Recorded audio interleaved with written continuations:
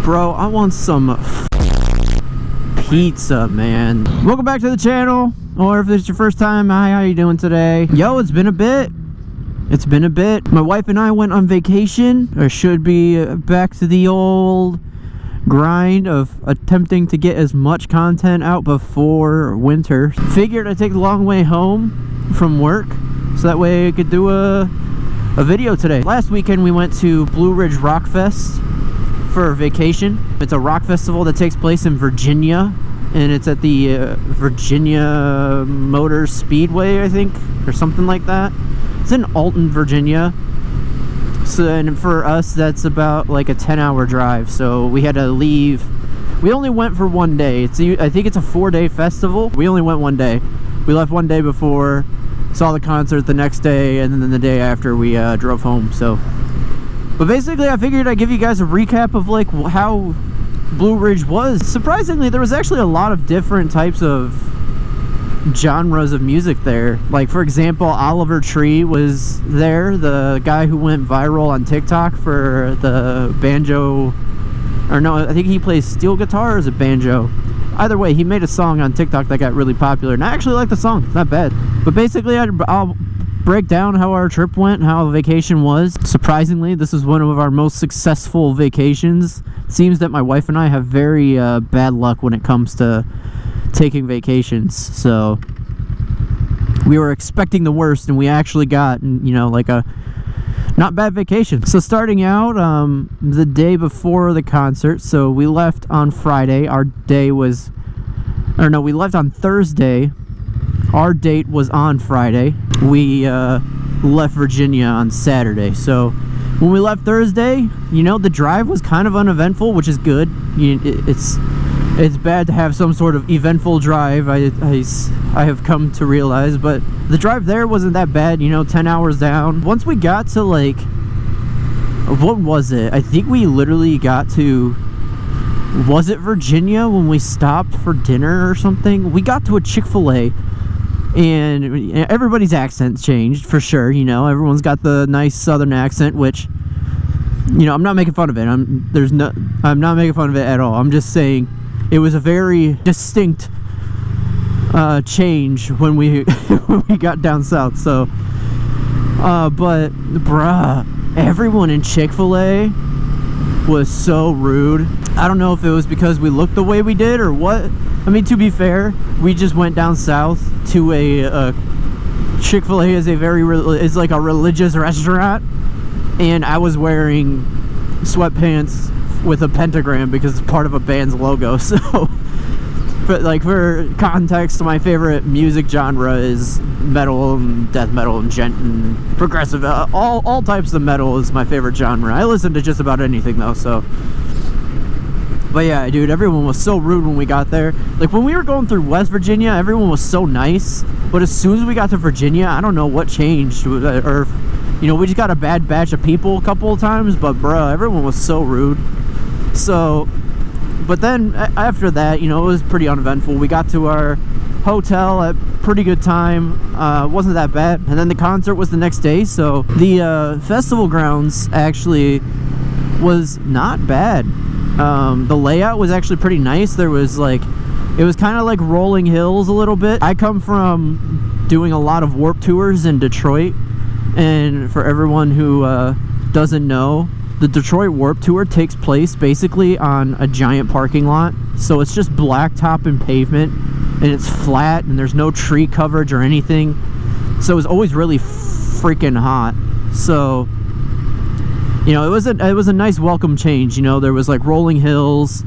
So if you were standing pretty far back from the stages, you were able to see the bands, which was pretty nice. And on top of that, there was trees, so you could sit under the trees. And I mean, besides it being extremely hot, like, it was like, at one point, I think the feel-like temperature was like 116. It was insane.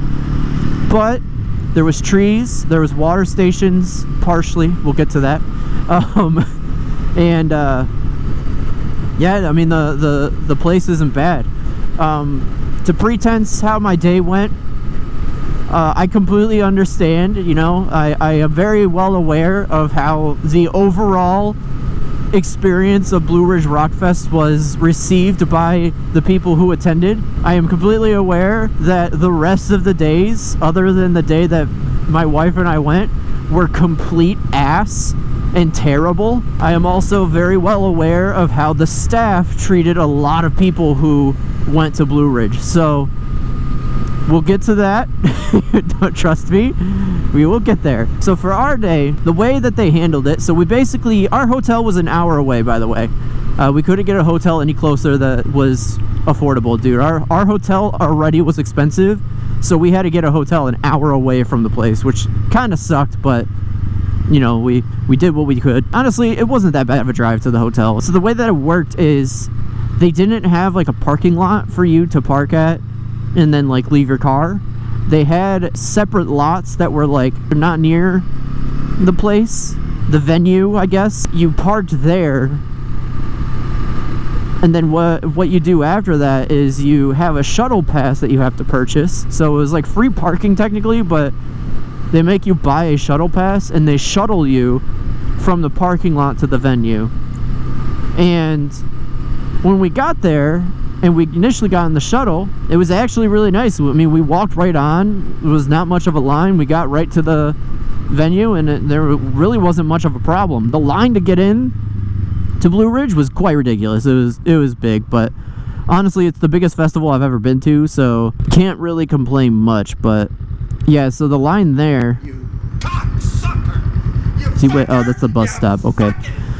The line there to get in was pretty gnarly because it was in a parking lot and it was really, really hot. But I work in a warehouse with no air conditioning, terrible ventilation throughout the summer, and I work with like industrial dryers, so it's constantly hot. I'm used to the heat, so it didn't bother me much. My wife is getting a little irritated about it, but it's completely understandable. Like, it was pretty hot, and they didn't have anything, like, they had bathrooms, but they didn't have like water out there, so it was gnarly. And they were saying that they're gonna be strict about rules about like carrying in a water bottle, so no one had water bottles, and so like that sucked.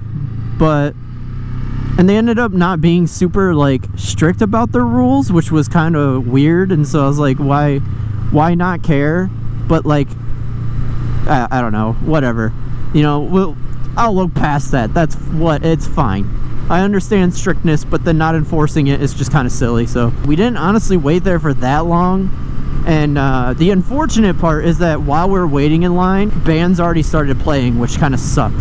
So that was unfortunate. Once we first got in there, the first thing that we wanted to do was get merch, man. So I have learned throughout my years of being a metalhead and a concert goer, I have been to, I would almost say hundreds, not hundreds, I've been to a lot of concerts in my time, and I know that like bigger places and bigger shows like this, you want to get the merch as soon as possible so you don't miss anything.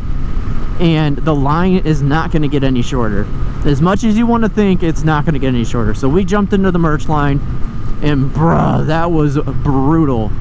That line was insane because they only had one merch tent for all of the bands attending the festival, which to me is kind of weird. I don't really get it because it didn't seem like it went any faster than just individual booths for certain artists. I'm assuming since Blue Ridge was the one that was attending the booths, that they took a cut of the artists' merch, therefore the artists aren't getting the full value of them selling the merch, so which was silly. So, and also merch is not cheap, so they're making a good amount of money on top of the ridiculously priced food.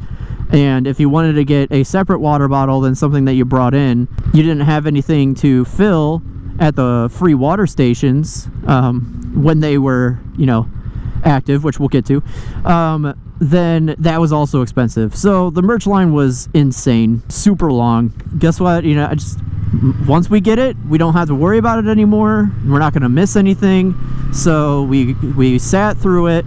Unfortunately, missed the band that I wanted to see. The first band that I wanted to see was Angel Maker, but they were close enough. The stage was within view of the merch tent that I got to see them from a distance, and they killed it. You know, Angel Maker is sick.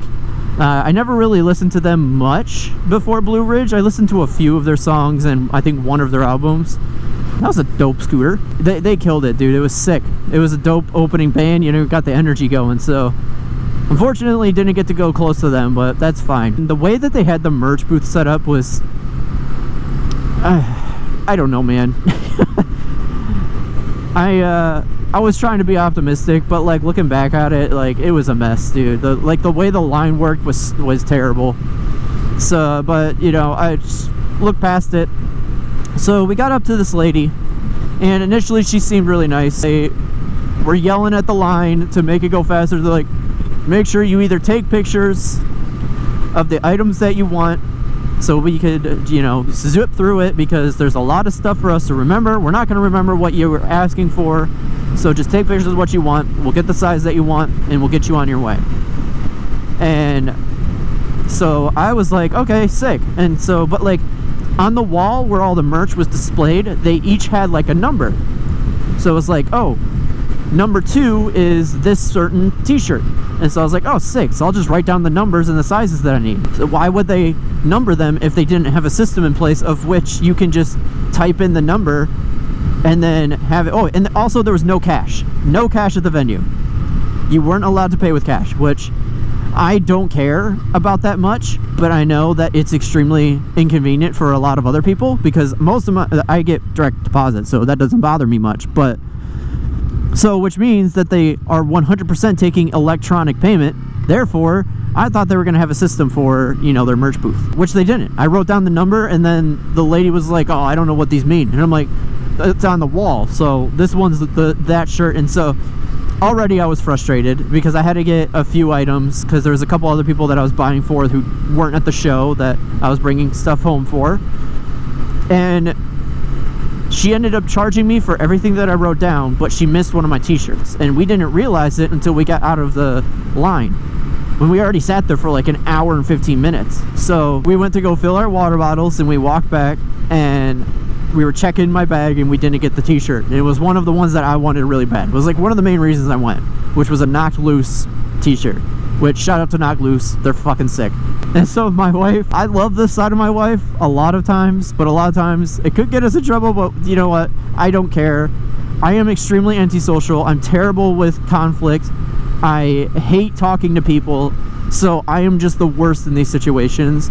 She has this side of her where she's like, I don't care. And so she went through the exit and was like, hey, we paid for the shirt, you charged us for the shirt, and we never got it. And the lady who initially rang us up left and hid in the back, so that way she didn't have to deal with my wife. And then some other lady was like, oh, I don't, have you been helped, and like kind of just brushed her off. And so then this guy walked up and was like, have you been helped? And she's like, look, at this point I'm willing to pay for it again, I just want my damn t-shirt. And the guy's like, oh, no, you paid for it, so here you go, and just gave it to us. So it worked out, but it was a mess. And apparently, from what I've seen on social media, we weren't the only people that had trouble with it. So there's another issue. So after that, what was the next band that we went to see? I'll try to post the schedule here. I have a few pictures that I'll post here and there. Who was it? Upon a Burning Body, I believe. Upon a Burning Body killed it. They were sick. I've listened to them. I've seen them a few times before this. I've seen them a lot. So they killed it. They're just as good as they've always been. They sound just like their recordings, in my opinion. Like, they're sick. I love Upon a Burning Body. After that, I believe, was like Moss to Flames, which was on the list of people that I wanted to see, but I have seen them so many times, which it doesn't make me not want to see them, but there was just other people that were playing during like Moss to Flames that I'd much rather gone to see. But for some reason, like, I seen them recently, like last year, but for some reason I was like in the middle of their set. They were killing it, bro. Like, Moss to Flames killed it. He started doing pig squeals. He never does pig squeals, dude. Like, Moss to Flames is kind of like heavy metalcore, and like he was thrashing up there. Like, let him cook. Like, Moss to Flames was slaying, so I could not leave. And plus, unfortunately, they were slotted during Of Mice and Men's set, so all of the crowd was over by Of Mice and Men's stage, which kind of sucked because it was like the first time that Of Mice and Men have played in a while. So like there was not really much of a crowd for like Moss to Flames, which stinks because like of Mice and Men and like Moss to Flames have, like, in my opinion, they're like pretty similar and like how long they've been around and everything, and I think they both deserve the amount of crowd that they should. I think they both are equally as talented. So it sucked to see that like Moss to Flames didn't really get much of a crowd. So I was like, you know what? No, I'm just gonna stick it out with like Moss to Flames, which unfortunately made me miss After the Burial, because I've only seen them 2 other times, to where compared to like Moss to Flames, I've seen them like 5 times, I think. I was like, you know what? Look, After the Burial has been around for ages. They're gonna definitely get a crowd. So I'm just gonna, you know, hang out with like Moss to Flames. They deserve the freaking crowd because like they were slaying the stage, dude. They were killing it, and I could not leave. So like Moss to Flames killed it. I missed After the Burial, which kind of sucked, but that's fine. After that was Crown the Empire. We didn't really watch them much. I think Crown the Empire might have been before like Moss to Flames. It was right around the same time. I'm trying to remember purely off of memory, and I should have studied to remember what the schedule was, but like I said, I'll post the schedule. I think I posted the schedule earlier in the video. Crown the Empire was around there. We only stayed for like part of their set because I think Crown was before like Moss to Flames. I think we left Crown the Empire to go watch like Moss to Flames. Crown the Empire is just as good as they've always been. You know, they're sick. After like Moss to Flames, man, I am sucking at this. Like, I'm trying so hard to remember. We took a pretty long break, so I don't remember exactly who was after them. We watched like Moss to Flames fully. We watched part of Crown the Empire, part of Mice and Men. I think they were all around the same time slot. I just can't remember exactly. After that, oh dude, that KFC's open now. Nice. That was tore down not too long ago. I think we watched like Job for a Cowboy. Was that part of it? I think Job for a Cowboy was slid in there. We watched some of Job for a Cowboy. I can't remember when that is. Dude, my front brake is so squeaky. I don't know why. I think the biggest, like the next biggest band that we saw was Knocked Loose. Absolutely slayed. I have wanted to see Knocked Loose live so much, like so bad for so long. It was killer. It was one of the coolest performances. I mean, it was hype. I think everyone was just so hot. Like, I think that was like the biggest issue. It was just so hot out. Constant sun exposure. I wore like a straw hat. Like, I got a picture here of my outfit, and I wore a straw hat. I covered up in sunscreen and everything. So I was fine for the most part. I started feeling it towards the end of the day for sure. But Knocked Loose was lit. So I think right after Knocked Loose was Flyleaf. So Flyleaf is one of my favorite bands ever since I was a kid. My sister basically introduced me to punk music before I got into metal, and Flyleaf was one of those bands. I consider them more like pop punk. I was wanting to see Flyleaf so bad because they broke up in 2015. Lacey Sturm left the band, and they got a new vocalist after that, and I think they made one album with the new vocalist and then nothing past that. I didn't see if they waved or not.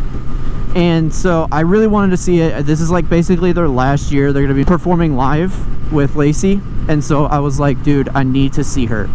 And I don't want to say I was disappointed, because I completely understand taking like 8 years off or whatever. You'll be a little rusty. And I don't know how many shows they did before this, but it was, I expected more. And it definitely was a lot less than I expected. They did all of their songs in a completely different key, a lower key. So everything just sounded off. It was hard to recognize the songs, which was a little unfortunate. Looking past that, like you could, Lacey made a couple mistakes, which, you know, again, I'm not mad at or disappointed with because, like, you know, you took so many years off. She, you could definitely tell that this is definitely it. It was still emotional for me because I was like, I finally got to see them live, and you know, this is probably gonna be the last time I ever get to see them, and it was kind of like, you know, closure to my childhood and to my younger self. So it was pretty emotional. It was still good. It was still a good show. You know, they put on a show, and yeah, it was great. So after Flyleaf, we got to see Sleep Token. And I'm telling you right now, if you've never seen Sleep Token before, I highly recommend them seeing them live. What an absolute pleasure. What a show. It is such a good live show. They are probably one of the best bands that I've seen perform live ever. Fantastic. I got into their music a few months ago when one of their songs went viral. Absolute killers on the stage, man. Jesus, that guy was going so slow. Sleep Token killed it. So after Sleep Token, we went to go eat some food. It was expensive and not worth it, and we had a bit of a break in between. And then the next band we saw was Lorna Shore. We saw part of Lorna Shore's set. We weren't super close, so it wasn't the best quality, which is something that like we noticed throughout the show, was that like even if you weren't, like if you were still at the edge of the crowd towards the back, you couldn't hear the vocalists at all. Like the audio mixing was terrible. So that was one of the biggest complaints, but like most of the stuff that we wanted to see were close enough to be able to hear, so it wasn't that bad. Lorna Shore killed it. They brought up JustBrantYup's vocalists to do guest vocals, which was sick, so that was dope. And you know, Will Ramos is a freaking demon and amazing. So great live performance from Lorna Shore. And then we had a bit of a break for the headliners, which unfortunately, two of the main bands that I wanted to see was Slipknot and Polyphia, because I have never seen Slipknot live. One of the first ever metal bands that I got into. I love Slipknot. And Polyphia, I love Polyphia to death. And the only time I've ever got to see them, I missed their whole set because I was standing in line for merch that we didn't end up getting, which sucked. So, and unfortunately, they both headlined at the same exact time, and I was so pissed off. So that sucked. Why have headliners at two completely separate stages? That is beyond me, especially two bands that are like as prolific as they are. So whatever. So I was like, look, I'll probably never get to see Slipknot after this, so I'll just do Slipknot. Polyphia tours a lot. They are still pretty young, and they still do a lot of tours that were affordable. So I was like, fuck it, we're just gonna go watch Slipknot. So we, while waiting for Slipknot, we got to see, was it Cold Chamber and Danzig? And I had no idea who Cold Chamber was. It's definitely not my style of music, but the dude was funny. He had a pretty good stage presence. You know, I don't have anything to complain about. And then Danzig, the only song I knew of Danzig was the Mama song, because in the Cleveland show, Rollo like sings it, and I was like, oh hey, I know that song. And again, they're like an older band, and they put on a show, man. Like I couldn't dislike it. Like old school metal, and like it just isn't my vibe. I'm a very like newer metal, like metalcore, death metal, like that's my type of scene. But they still killed it. Like they had a really good stage presence. They had this giant skull that the drummer stood on. It was pretty sick. And then we got to see only part of Slipknot's set. They were supposed to have pyrotechnics, they didn't, so that sucked. And we only got to see part of, because we knew that the shuttle, because we were talking to a lot of people while we were at the concert, they said that the shuttle system was the worst thing that they've ever done. And so we were like, okay, unfortunately we're gonna have to leave after half of Slipknot's set, because both of us were dead tired. We were worn out. The sun cooked us to a crisp. And so we're like, screw it, we'll just leave halfway through. This sucks. But I wanted to at least hear two songs that I really loved, and they ended up playing like two really good songs that I like a lot. They played Psychosocial. I wanted to hear Custer, and I really wanted to hear Pulse of the Maggots, but they never played either of those. They might have later, I don't know, I left, but they played some good songs, so we're like, alright, let's leave. And so this gets to the point of where I think Blue Ridge Rockfest definitely owes people like, especially like our day, we got the full day. Every day of Blue Ridge Rockfest except for our day got canceled because of weather or because of other things, and they never did anything about it. They just canceled, and that was it. So we were the only day that was a full day. We got lucky, and even then our full day wasn't great. The experience was poor. Everyone who was running the merch booth and any employee that we came in contact with were rude and extremely fucking mean. Like, they were so fucking mean to like the people attending. And the reason why people attending were also extremely rude and short-tempered was because they got gypped from some of their shows, bruh. Like, people traveled so far to get to that damn show and spent so much money just for people to be like, oh, a storm took it out, so now like people aren't performing anymore. And then they shorted half the sets, and like there was supposed to be pyrotechnics for some of the bigger bands, and they didn't even do that. So the employees sucked, the staff sucked, the accommodations for food was not very good and extremely expensive, which is part of being in a festival. But at the same time, we already spent so much money on the tickets alone, and we had to pay for a shuttle. You could at least give us a fucking break on food, man.